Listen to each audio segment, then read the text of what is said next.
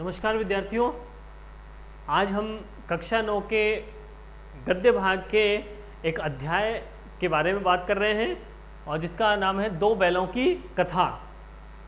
इसके लेखक प्रेमचंद हैं और इसका पहला भाग हम पढ़ चुके हैं। कहानी को हमने दो भागों में बांटकर पढ़ा है। आधी कहानी को हम पहले भाग में डिस्कस कर चुके हैं और हमने बात की थी कि इसमें कुछ मूल्यों के बारे में कुछ संदेश दिए गए हैं मुंशी प्रेमचंद के द्वारा।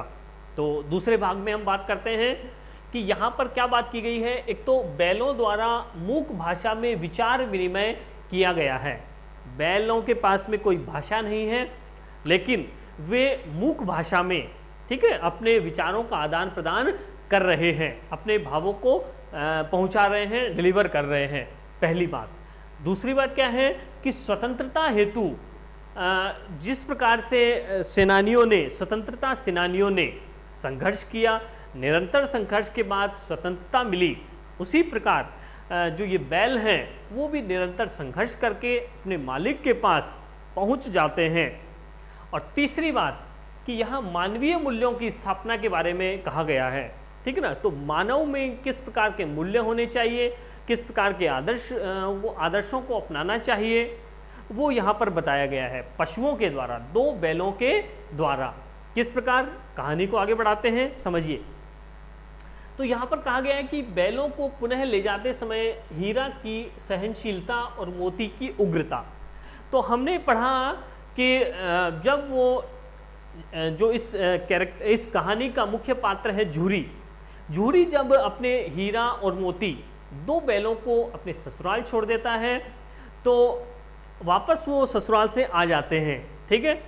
तब उसके बाद क्या होता है, फिर से वो गया उनको लेने आ जाता है और फिर से वो लेकर चला जाता है, ठीक है। तो रास्ते में उसको क्या होता है कि रास्ते में वो हीरा और मोती क्या करते हैं।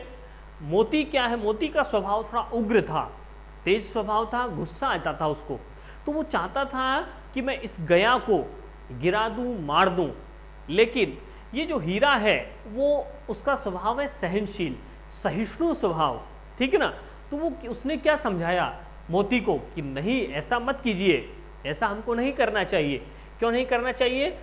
क्योंकि हमको सहनशीलता अपनानी चाहिए, सहिष्णु बनना चाहिए, ठीक है। ये पहला मूल्य यहाँ बताया गया, ठीक है। तो हमको इस प्रकार से रहना चाहिए। तो फिर उसको उन दोनों बैलों को जो गया है वो अपने घर ले जाता है और इस बार क्या करता है, इस बार मोटे रस्से से बांधा जाता है और उनके साथ बुरा व्यवहार किया जाता है। उनको खाने के लिए बहुत रूखा सूखा दिया जाता है और गया अपने बैलों को तो अच्छा भोजन देता है और हीरा और मोती को बेकार भोजन, सड़ा गला भोजन देता है। इस प्रकार का व्यवहार किया गया। तो वो हीरा और मोती इस प्रकार के व्यवहार से वो बिल्कुल खिन्न हो जाते हैं, व्यथित हो जाते हैं। क्यों? क्योंकि आज तक उस झूरी ने ऐसा नहीं किया था, उनके साथ ऐसा बुरा बर्ताव नहीं किया था। आज उनके साथ पहली बार ऐसा हो रहा है, उनको बड़ा दुख हो रहा था, ठीक है ना। तो उसके बाद में उसने कहा है उसको, और फिर उनको मारा भी जाता है, ठीक है ना। उन बैलों को गया के द्वारा उनकी पिटाई की जाती है कि क्यों, मैं तुमको लाया था और तुम भाग गए थे बिना बताए, तो और उनको मारा जाता है, ठीक है ना। तो वो बैल बात करते हैं आपस में। क्या बात करते हैं, किस प्रकार से? मूक भाषा में विचार विनिमय करते हैं। क्या कहते हैं कि हमारी जाति का यह धर्म नहीं है कि हम उनको मारें, ठीक है ना। वो मनुष्य तो हमको मार सकते हैं, लेकिन हमारा धर्म क्या है, हम बैल हैं, हमारा काम है मेहनत करना और चुपचाप उस किए गए व्यवहार को सहना, ठीक है। तो कौन कह रहा है? ये कहता है हीरा क्या कहता है कि हमारी जाति का यह धर्म नहीं है, उसका प्रतिकार करना, बदला लेना ऐसा नहीं है। बैल का जन्म लिया है तो मार से कब तक बचेंगे, ठीक है ना। अगर हम बैल का ही जन्म ले लिया है तो बैल को तो क्या करना पड़ेगा, बिल्कुल मेहनत करवाई जाएगी बैल से, ठीक है ना। उनसे भरपूर काम में लिया जाएगा, तो हमको तो ये करना ही पड़ेगा। तो हमें उसका विरोध नहीं करना चाहिए, ठीक है ना। तो यहाँ पर क्या सीख दी गई है? सहनशीलता की सीख दी गई है। तो उसके बाद क्या होता है, वो परेशान होते हैं, खाना वो बिल्कुल नहीं खाते हैं, ठीक है ना, व्यतीत हो जाते हैं। तो इसी प्रकार उनका दिन बीत जाता है। और दूसरे दिन फिर क्या होता है, एक बिल्कुल वो परेशान हो रहे हैं, भूखे भी हैं। तो उस समय सुबह के समय एक लड़की जो है वो उनके सामने आती है। वो लड़की कौन है? वो भैरव की लड़की है, और उसकी माँ जो है वो उसकी मृत्यु हो चुकी है, और सौतेली माँ जो है वो उससे थोड़ा अलग व्यवहार करती है, बुरा व्यवहार करती है। इसलिए वो प्यार की प्यासी है, उसे थोड़ा प्यार चाहिए, उसको सहानुभूति चाहिए। तो वो बैलों के पास में आ जाती है और उन बैलों को 2 रोटी वो दे देती है। और उस 2 रोटी से क्या होता है, उस एक रोटी एक को देती है, तो उस एक रोटी से उनकी भूख तो क्या शांत होती। वो बैल दोनों बड़े बड़े थे, दोनों को एक रोटी मिली, तो उस एक रोटी से उनकी भूख शांत नहीं हुई, लेकिन दोनों के हृदय को मानो भोजन मिल गया। दोनों कौन? हीरा और मोती को क्या मिल गया? हृदय का भोजन। पेट का भोजन नहीं मिला, पेट नहीं भरा, ठीक है ना, लेकिन उनके मन को शांति मिली, संतुष्टि मिली, तृप्ति मिली। उनका जो हृदय था, उनका जो दिल था, वो भर गया। उनको अच्छा लगा कि कोई हमारे बारे में सोच रहा है कि इस घर में ये जो गया जैसा बुरा व्यवहार करने वाला व्यक्ति भी है, और एक ऐसी लड़की भी है जो हमारे साथ अच्छा व्यवहार कर रही है, जो हमारे पशु होने पर भी हमारे प्रेम को समझ रही है, ठीक है ना। तो इस प्रकार वो उस खाना खाने लगे, और वो कुछ दिनों तक ऐसा क्रम चलता रहा। और ऐसा करने पर क्या हुआ कि वो जो कमज़ोर हो गए थे वो अच्छे खासे मजबूत हो गए, ठीक है ना। तो फिर उसके बाद में क्या हुआ कि वो उन्होंने सोचा कि ये जो हमारे साथ बुरा व्यवहार करता है, गया करता है, और ये जो मालकिन है ये भी हमारे साथ बुरा व्यवहार करती है, तो क्यों ना हम इसे मार दें। किसने कहा? मोती ने कहा। मोती उग्र स्वभाव का था, तो मोती ने कहा कि इसको मार ना दें क्या। तो किसने कहा? हीरा ने। हीरा ने क्या कहा कि लेकिन औरत जात पर सींग चलाना मना है, यह भूल जाते हो। क्योंकि औरत पर हमको हाथ नहीं उठाना चाहिए, औरत की हमें पूजा करनी चाहिए। ये मानवीय मूल्य है, मानव के आदर्श हैं कि स्त्री का आदर हमें देवी के रूप में करना चाहिए, ठीक है ना।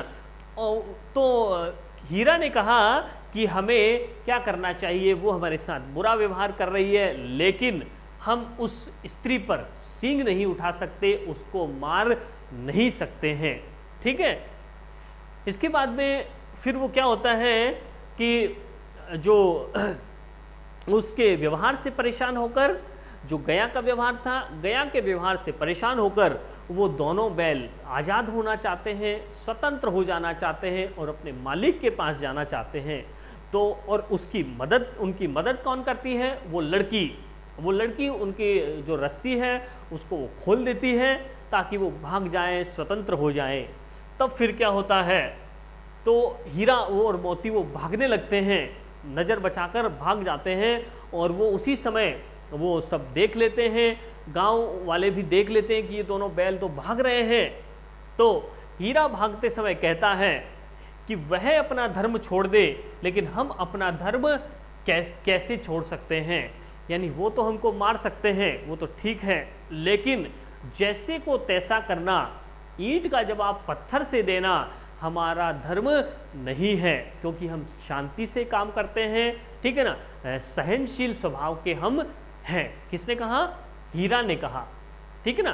तो चाहे वो मनुष्य किसी भी प्रकार का हमसे आचरण करें, बुरा बर्ताव करे, रूखा सूखा हमको दे, लेकिन हम सदैव सहिष्णु रहेंगे, सहनशील रहेंगे, ठीक है ना। तो इस प्रकार वो क्या करते हैं, वहां से वो भाग निकलते हैं गया के घर से, ठीक है ना। तो फिर क्या होता है, ऐसा 2-3 बार क्रम चलता है कि वो हीरा और मोती गया के घर से भाग जाते हैं। 1-2 बार उनकी पिटाई भी होती है, ठीक है ना। लेकिन वो क्या करते हैं, एक बार जब वो भाग जाते हैं और भागते भागते क्या होते हैं, एक पहुंचते हैं रास्ते में, एक मटर का खेत उनको मिलता है।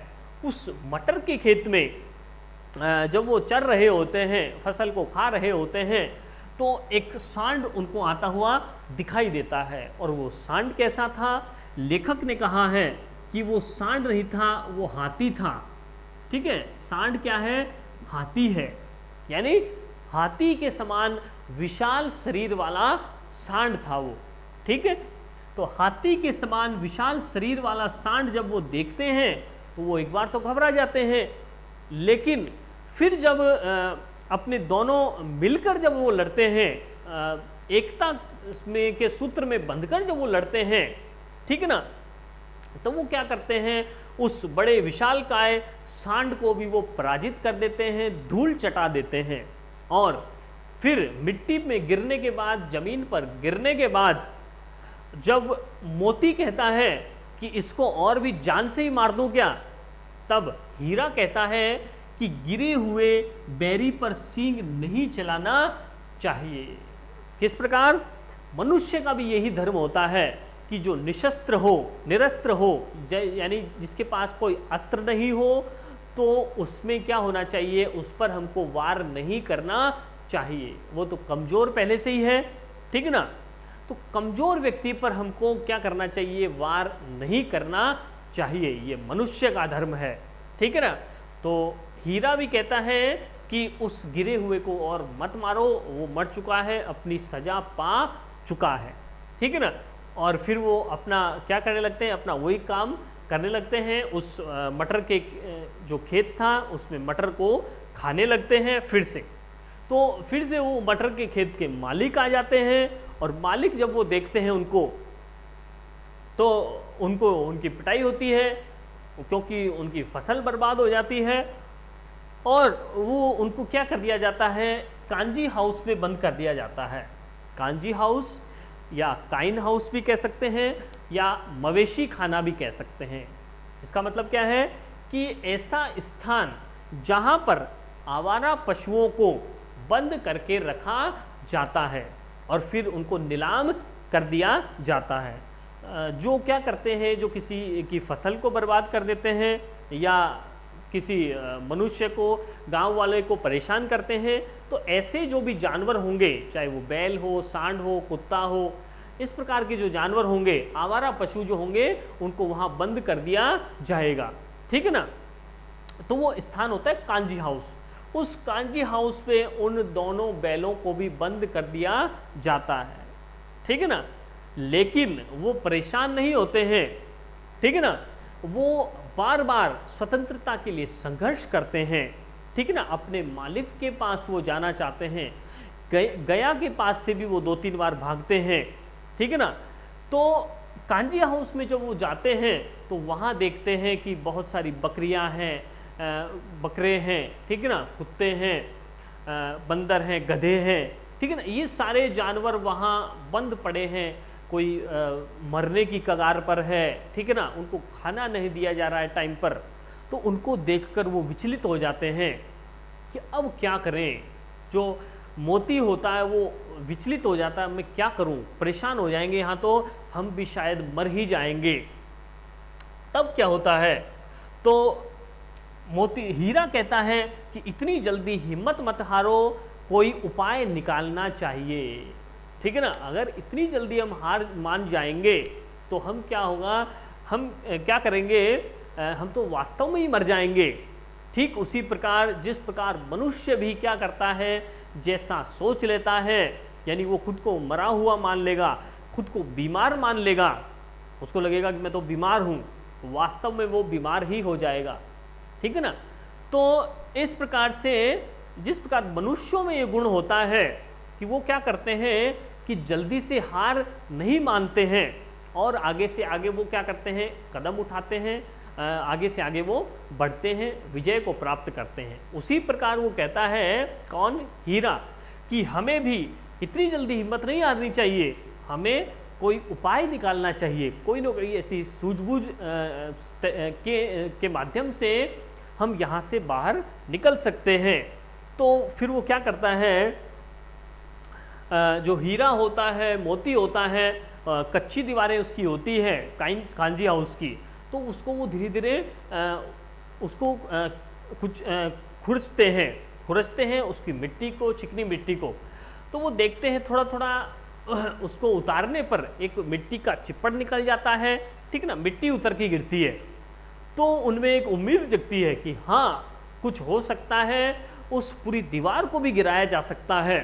तो वो दोनों जोर लगाते हैं और उस कच्ची दीवार को गिरा देते हैं, और उस दीवार के गिरने पर क्या होता है, सब एक्टिव हो जाते हैं, सक्रिय हो जाते हैं, और वो देखते हैं कि यहाँ से भागा जा सकता है। जितने भी जानवर वहाँ से भाग सकते थे वो तुरंत निकल जाते हैं, लेकिन वहाँ जो गधा था वो नहीं भागता है। क्यों नहीं भागता है? क्योंकि हमने गधे का स्वभाव हमने पढ़ लिया है, और बिल्कुल वो आलसी होता है, ठीक है ना, बिल्कुल वो कामचोर होता है, ठीक है ना, बिल्कुल वो पड़ा रहता है। तो गधा वहाँ बच जाता है, और उसको तोड़ने पर उसके कांजी हाउस के मालिक के द्वारा भी देख लिया जाता है, तो उन दोनों को भी वहाँ वापस कैद कर दिया जाता है। किसको? हीरा और मोती को। उसके बाद क्या होता है, उसके बाद कुछ दिनों के बाद वहाँ एक नीलामी होती है, और उस नीलामी में जितने भी जानवर वहाँ बचते हैं उनकी नीलामी की जाती है, उनको कोई खरीदता है। तो उन हीरा और मोती को, जो कि बिल्कुल कमज़ोर हो चुके थे, सभी जानवर कमज़ोर थे क्योंकि उनको खाना टाइम पर नहीं मिलता था, ठीक है ना, उनकी देखरेख टाइम पर नहीं होती थी। तो उसके बाद बहुत से खरीदार उनके आते हैं। तो एक दढ़ियल व्यक्ति होता है, वो उनके शरीर को देखता है, जांच परख करता है कि हाँ ये बैल इतने ऊंचे हैं, ठीक है ना, ये अच्छे बैल हैं, अच्छे, उनको मैं काम में ले सकता हूँ। तो एक दाढ़ी वाला व्यक्ति जो आता है, ठीक है ना, नीलामी में दढ़ियल द्वारा खरीदा जाना, वो दढ़ियल उनको खरीद लेता है, और खरीद कर वो उनका अपने पास में ले जाना, अपने साथ में ले जाना चाहता है। तो फिर वो उसका विरोध करना चाहते हैं कि ये नया व्यक्ति कौन है, अलग अलग व्यक्तियों के द्वारा हमको खरीदा जा रहा है, बेचा जा रहा है, ऐसा हमको पसंद नहीं है। हमें क्या पसंद है? जो हमारी भावनाओं को समझे। हम काम तो कर सकते हैं, लेकिन हमसे प्रेम का व्यवहार भी हमसे वो करे, ऐसा हम चाहते हैं। वो कोई नहीं कर रहा है, ठीक है ना। हमको जानवर नहीं समझे, बल्कि जानवर भी प्रेम की भाषा को समझते हैं, तो हमें भी कोई समझे, लेकिन ऐसा कोई हमें नहीं मिल रहा है। तो क्या करना चाहिए? तो वो साथ में जाते हैं, और जाते जाते वो प्लान बनाते हैं कि हमें क्या करना चाहिए। इन दोनों, इस मालिक से, इस दाढ़ी वाले व्यक्ति से, दढ़ियल से बचकर भागना चाहिए। क्या तरीका ऐसा होगा जिससे हम क्या करें, बचकर निकल जाएं। तो वो क्या करते हैं, वो उनको चकमा देकर, उसको मारकर वो दोनों बैल भाग जाते हैं। और भागते भागते वो जिस रास्ते में पहुंचते हैं, उस रास्ते में वो देखते हैं कि ये रास्ता तो हमारा जाना पहचाना है, ठीक है ना, इस रास्ते में तो हम आ जा चुके हैं कई बार। तो उनको याद आता है, इसी रास्ते से तो हम अपने घर पर जाएंगे, और उनमें खुशी आ जाती है, प्रसन्नता का माहौल उत्पन्न हो जाता है, और वो और तेज गति से जाते हैं, और वो अपने घर पहुंच जाते हैं। किसके घर? झूरी के घर, अपने मालिक के घर, जहां से वो निकले थे शुरू से, ठीक है ना। तो वो अपने घर पर पहुंचते हैं, और अपने मालिक झूरी के पास आकर खड़े हो जाते हैं, और पीछे पीछे वो जो दढ़ियल था, जिसने नीलामी में उनको खरीदा था, वो भी पीछे पीछे आ जाता है, और दोनों में बहस होती है।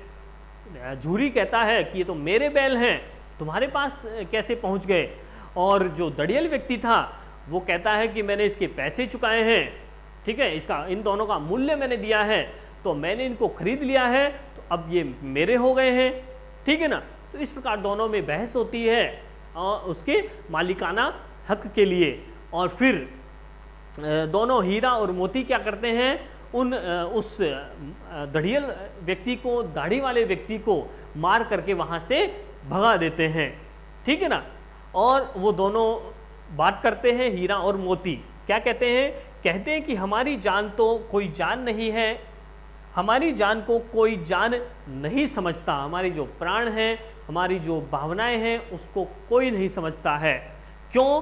क्योंकि हम बिल्कुल सीधे हैं। तो लेखक ने इस चैप्टर के माध्यम से, इस कहानी के माध्यम से ये बताना चाहा है कि अत्यधिक सीधापन भी संसार के लिए उपयुक्त नहीं है। यानी हमें सीधा तो होना चाहिए, सहिष्णु व्यवहार करना चाहिए, सहनशील व्यवहार करना चाहिए, लेकिन मूर्ख नहीं बनना चाहिए। अपने आप को एक मजबूत तरीके से प्रस्तुत करना चाहिए, अपने शारीरिक रूप को भी, हमारे जो भी रूप है उसको, व्यक्तिगत रूप को भी एक मजबूत तरीके से प्रस्तुत करना चाहिए, ताकि हमारा कोई फायदा ना उठा पाए। तो यहाँ पर क्या कहा गया कि हमें अत्यधिक सीधा भी नहीं होना चाहिए, समाज के अनुसार हमें चतुर भी बनना चाहिए। ठीक है ना। तो यहाँ इस चैप्टर के माध्यम से बहुत से मानवीय मूल्यों को उकेरा गया है, बताया गया है। किस प्रकार? जैसे यहाँ पर कहा गया एक तो सहनशीलता के बारे में, ठीक है, प्रत्येक मनुष्य को सहनशील होना चाहिए। और क्या बताया गया कि जो मनुष्य हैं वो भी क्या है, मनुष्यों को पशुओं की भावनाओं को भी समझना चाहिए। और क्या बताया गया कि औरत पर, स्त्री पर हमें कभी भी वार नहीं करना चाहिए, उसको देवी के समान पूजना चाहिए। और क्या बताया गया कि हमें अपने धर्म को कभी नहीं छोड़ना चाहिए, हमारा जो कर्तव्य है उसका पालन हमें प्रत्येक परिस्थिति में करना चाहिए। और क्या बताया गया कि कभी भी जो निर्बल व्यक्ति है उस पर कभी प्रहार नहीं करना चाहिए, उसका कभी, उसकी स्थिति पर कभी हमें उपहास नहीं करना चाहिए। और क्या बताया गया कि हमें किसी भी परिस्थिति में क्या करना चाहिए, हिम्मत नहीं हारनी चाहिए, पेशेंस या धैर्य को नहीं खोना चाहिए। और क्या बताया गया कि हमें परोपकार करना चाहिए, दूसरों का आशीर्वाद लेने की कोशिश करनी चाहिए। और क्या बताया गया कि हमें सीधा नहीं बनना चाहिए। और सबसे ज़्यादा महत्वपूर्ण बात क्या बताई गई है कि स्वतंत्रता के लिए हमें बार बार संघर्ष करना चाहिए। इन बातों का, इन मानवीय मूल्यों का, आदर्शों का प्रत्येक मनुष्य को ध्यान में रखना चाहिए। धन्यवाद।